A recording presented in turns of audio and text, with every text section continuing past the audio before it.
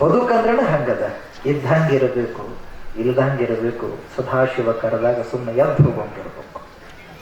It is a life. ಅತಿಥಿಯಾಗಿ ಬಂದು ಅತಿಥಿಯಾಗಿ ಹೋಗಬೇಕು. ಇದು ದೇವರ ನಿಯಮ. ಈ ಜಗತ್ತಿನ ಜಾತ್ರೆಗೆ ಅತಿಥಿಗಳಾಗೇ ನಾವೆಲ್ಲ ಬಂದೇವಿ, ಅತಿಥಿಗಳಾಗೇ ನಾವು ಹೋಗಬೇಕು. ಖಾಯಂ ಯಾರ್ಯಾರು ಅದಾರೇನಿಲ್ಲ ಅಲ್ಲಿಲ್ಲ.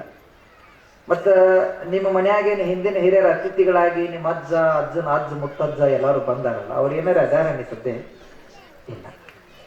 ಮತ್ತು ನಮ್ಮ ಅಜ್ಜ ನಮ್ಮಪ್ಪ 100 ಎಕರೆ ಭೂಮಿ ಗಳಿಸ್ಕೊಟ್ಟಾನಂತ ತಿಳ್ಕೊಂಡು ಬೆಳಕಿನ ಜಗರಿ ಮೇಲೆ ಇಟ್ಟು ಪೂಜೆ ಮಾಡ್ಯಾರ ನೀವು?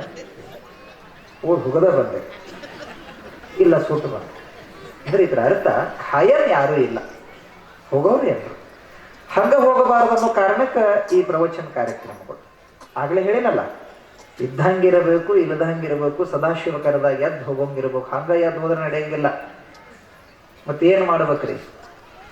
ಒಳ್ಳೆಯ ಕಾರ್ಯಗಳನ್ನು ಮಾಡಿ ಭಗವಂತನಿಗೆ ಸಮೀಪವಾಗಿ ಹೋಗ್ಬೇಕು. ಹೆಂಗೆ ಹೋಗಬೇಕು ಅಂತಂದ್ರೆ, ನಾವು ಸತ್ತಾಗ ನಮ್ಮನ್ನು ಹೊತ್ತಿರ್ತಕ್ಕಂಥ ಹೆಗಲುಗಳಷ್ಟೇ ಅಲ್ಲ, ಮಣ್ಣು ಕೊಡು ಸುಡುಗಾಡಿಸೋದಕ್ಕೆ ಅಳ್ಕೊಂತ ನಮ್ಮನ್ನು ಒಳಗೆ ಕರಿಬೇಕು. ಎಂಥವನ್ನ ಇವತ್ತು ಒಳಗೆ ಹತ್ತೇನಲ್ಲಪ್ಪ ಅಂತ ಅದಲ್ಲಬೇಕು. ಅದು ಸಾರ್ಥಕತೆ. ಹಂಗ ದರ್ಶನ, ಸ್ಪರ್ಶನ, ಸಂಭಾಷಣ, ಶ್ರವಣ, ಮನನ, ನಿಧಿಧ್ಯಾಸ ಇವು ಪಾರಮಾರ್ಥಿಕದ ಮೆಟ್ಟಲುಗಳು. ಈ ಅಧ್ಯಾತ್ಮದ ಮೆಟ್ಟಲನ್ನ ಯಾರು ಸರಿಯಾಗಿ ಹತ್ತುತ್ತಾರೋ ಅವರಿಗೆ ಸಾಕ್ಷಾತ್ಕಾರ ಅನ್ನೋ ಬಾಗಿಲು ತೆಗೆದು ಒಳಗೆ ಕರ್ಕೊಳ್ಬೇಕು. ಆದರೆ ಈ ಮೆಟ್ಲ ಹತ್ತಕ್ಕೆ ಏನು ಬೇಕು ಅಂತಂದ್ರೆ, ಒಂದು ಸಾಧನ ಬೇಕು, ಒಂದು ಶಕ್ತಿ ಬೇಕು, ಒಂದು ಭಕ್ತಿ ಬೇಕು. ಅದು ಶ್ರವಣ. ಶ್ರವಣ ಅಂತಂದ್ರೆ ಕೇಳೋದು. ಏನು ಕೇಳೋದು ಅಂತಂದ್ರೆ ಪ್ರವಚನ, ಒಳ್ಳೆಯ ಮಾತು. ಆ ಮಾತು ಜ್ಯೋತಿರ್ಲಿಂಗ ಆಗಬೇಕು.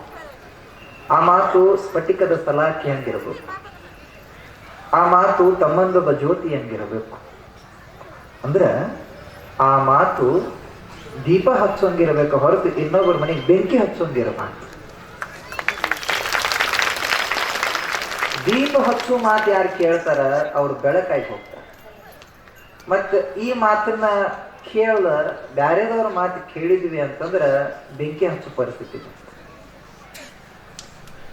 ಅರ್ಥೈಸಿಕೊಂಡು ಅರ್ಥ ಮಾಡಿಕೊಂಡು ಸದ್ಗುರುವಿನ ಸನ್ನಿಧಾನದೊಳಗ ತನು ಮನ ಧನದಿಂದ ಸೇವೆ ಸಲ್ಲಿಸಿ ಪರಮಾತ್ಮನ ಭೆಟ್ಟಿಗೆ ಕಾಯ ವಾಚ ಮನಸ ತ್ರಿಕರ್ಮ ಶುದ್ಧ ಭಾವದೊಂದಿಗೆ ಸೇವೆ ಸಲ್ಲಿಸಿದ್ರೆ ಅವನೇ ಧನ್ಯ, ಅವನೇ ಮುಕ್ತ, ಅವನೇ ಪುಣ್ಯಾತ್ಮ, ಅವನೇ ಮಹಾತ್ಮ. ದೇವರಾಗೋದು ಸುಲಭದ ಈ ದೇಶದೊಳಗೆ.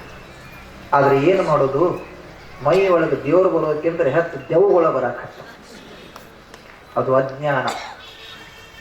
ಆ ಅಜ್ಞಾನ ಹೋಗ್ಲಿಕ್ಕನ ಈ ಸುಜ್ಞಾನದ ಬೆಳಕು, ಅದು ಬಬಲಾದಿ ಮಠದ ಜಾತ್ರೆಯ ಬೆಳಕು. ಈ ಜಾತ್ರೆಯ ಬೆಳಕಿನೊಳಗೆ ಯಾರು ಆಡ್ತಾರೋ ಅವರಿಗೆ ಕಷ್ಟಗಳಿಲ್ಲ, ದುಃಖಗಳಿಲ್ಲ, ದುಮ್ಮಾನಗಳಿಲ್ಲ, ನೋವುಗಳಿಲ್ಲ.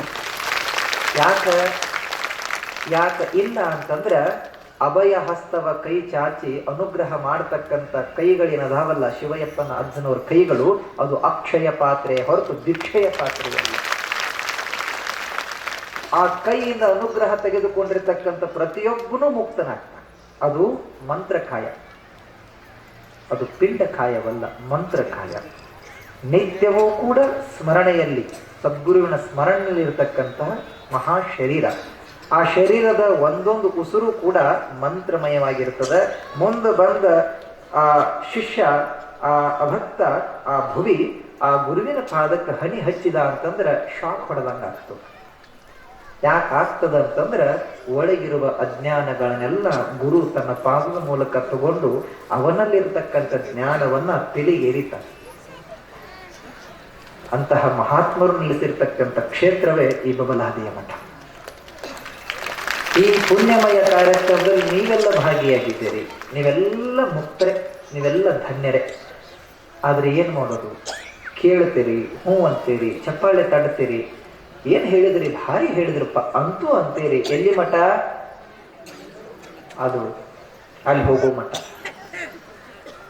ಹುಗ್ಗಿ ಹೊಡೆದು ಮನೆಗೆ ಹೋದು ಅಂತಂದ್ರೆ ಏನ್ ಹೇಳಿದ್ರ ಅನ್ಸ? ಅವ ಹೇಳಿದ್ರಪ್ಪ ನಮ್ಗಂತೂ. ಮತ್ತೆ ನಾನು ಅಬ್ಸರ್ವ್ ಅದನ್ನ ಮಾತಾಡಕತ್ತಿದ್ದೆ. ದಿವಸ ಇಷ್ಟ ಜನ ಕೂಡ್ತಿದ್ರು, ಬುದ್ಧಿ ಏನಿವತ್ತು ಇಷ್ಟು ಜನ ಕೂಡಿದ್ರು ಶರಣರಿಗೆ ಹೇಳಕತ್ತಿ. ಯಾಕಂದ್ರೆ ನಾ ಬೇರೆ ಬೇರೆ ಕಡೆ ಕಾರ್ಯಕ್ರಮಕ್ಕೆ ಹೋಗ್ತಿರ್ತೀವಲ್ಲ, ಲಕ್ಷ ಕೊಡ್ತಿರ್ತೀವಿ. ಕಿಕ್ಕಿರ್ದು ಇಷ್ಟೆಲ್ಲ ಜನ ತುಂಬೈತೆ ಅಂದ್ರೆ ಇವತ್ತು ಕೂಡೈತು ಏನು ದಿವಸ ಇಷ್ಟ ಐತ್ರಿ ಅಂತಂದಾಗ ಅವ್ರು ಹೇಳಿದ್ರು, ದಿವಸ ಈಗ ಏನದಲ್ಲ ಬುದ್ಧಿ ಹಿಂಗೆ ಇರ್ತಾರ್ರಿ ಅಂತ. ನಮಗೆ ಆಶ್ಚರ್ಯ ಆಯ್ತು. ಯಾಕಂತ ನೀವು ಕೇಳಬಹುದು. ಶನಿವಾರ ರವಿವಾರ ಕಾರ್ಯಕ್ರಮ ಇದ್ರೆ ನಮಗೆ ಅಂಜಿಕಿಲ್ಲ, ಜನ ಕೂಡೇ ಕೂಡ್ತದ. ಅದ್ರಾಗ ಹೆಣ್ಮಕ್ಳು ಹೆಚ್ಚು ಕೂಡ್ತಾರ. ಶನಿವಾರ ಐತಾರ,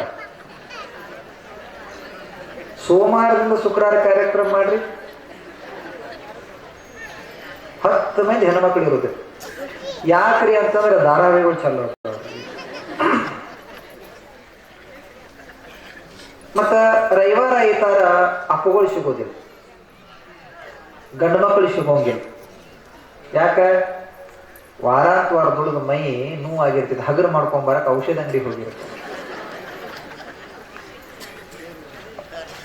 ನೋಡಿರ್ಬೇಕಾರೆ ಗಂಡು ಮಕ್ಕಳಿಗಿಂತ ಹೆಣ್ಮಕ್ಳು ಹೆಚ್ಚಿದ್ರಿ ಇವತ್ತು. ಕಾರಣ ಇವತ್ತು ಸಂಡೆ. ಇಲ್ಲೆಲ್ಲ ಆ ಕಡೆ ನಮ್ಮ ಕಡೆ ಇಲ್ಲೆಲ್ಲ ದೈವ ತುಂಬಿದ ಕಳೆಗಳದಾಗಿದೆ. ಇವತ್ತಿನ ವಿಷಯ ಬಹಳ ಚಲೋ ಇಟ್ಟ. ಏನು? ನಿರ್ಮಲವಾದ ಮನವೇ ಮಡಿ. ಈ ಮನಸ್ಸು ಏನೈತಲ್ಲ, ನಿರ್ಮಲವಾದದ್ದೇ ಮಡಿ ಅಂತ ಹೇಳ. ಹಾಗಾದ್ರೆ ನಿರ್ಮಲ ಅಂದ್ರೆ ಏನು? ಮಡಿ ಅಂದ್ರೆ ಏನು? ಮಡಿ ಅಂತಂದ್ರೆ 2 ತೆವಿಗೆ ನೀರು ಸುರ್ಕೊಂಡು, ಯಾರೂ ಮುಟ್ಟಲಾರದರವಿ ಹಾಕೊಂಡು, ಗುಡಿಗೋ ಗುಂಡಾರಕ್ಕೋ ಮಠಕ್ಕೋ ನಮ್ಮ ಜಗಲಿ ಮನೆಗೆ ಹೋಗಿ ಗಪ್ಪ ಕುಂತ್ರ ಮಡಿಯಲ್ಲ.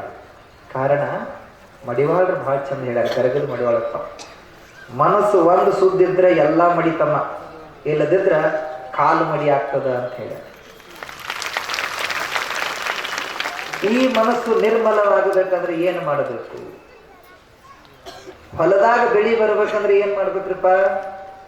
ಹೊಲ ಹದ ಮಾಡಬೇಕು, ಗೊಬ್ಬರ ಚೆಲ್ಲಬೇಕು, ಸಾಲು ಬಿಡಬೇಕು, ಕಬ್ಬು ಮೆಟ್ಟಬೇಕು, ಅಥವಾ ಯಾವುದೊಂದು ಬೆಳಿ ಬಿತ್ತಬೇಕು. ಬಿತ್ತಿದ ಬೆಳಿ ಗೇನೆತ್ತರಕ್ಕೆ ಬಂದಾಗ ಅದ್ರ ಜೊತೆಗೆ ಜ್ವಾಳನ ಬಿತ್ತಿರ್ತೀರಿ, ಗೋಧಿ ಬಿತ್ತಿರ್ತೀರಿ, ಕಬ್ಬ ನೆಟ್ಟಿರ್ತೀರಿ. ಕಸ ಮಾತ್ರ ಯಾರೂ ಬಿತ್ತೋದಿಲ್ಲ. ಬಿತ್ತಿರೇನ? ಇಲ್ಲ. ನಾವು ಬಿತ್ತಿದ್ದು ಹೊಲದೊಳಗೆ ಜ್ವಾಳ, ನಾವು ಬಿತ್ತಿದ್ದು ಹೊಲದೊಳಗೆ ಗೋಧಿ.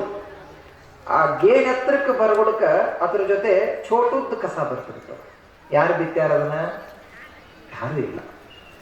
ಆದ್ರೆ ಶಾಣ್ಯ ರೈತ ಏನ್ ಮಾಡ್ತಾನೋ, ತಾ ಬಿತ್ತಿದ ಬೆಳೆಯನ್ನ ಚೆನ್ನಾಗಿ ಪಡ್ಕೊಳ್ಬೇಕಂತ ಹೇಳಿ ಕುರ್ಪಿ ತಗೊಂಡು ಕಡೆ ತಕ್ಕೋ ಅಂತ ಕುಂದಿರ್ತಾನೆ.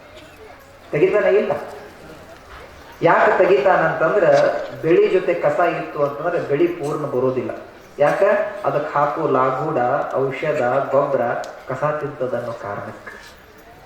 ಫಲ ಹಸನಿದ್ರ ಬೆಳಿ ಫಸಲು ಬರ್ತದ ಏನಿಲ್ಲೋ ಬರ್ತದೆ.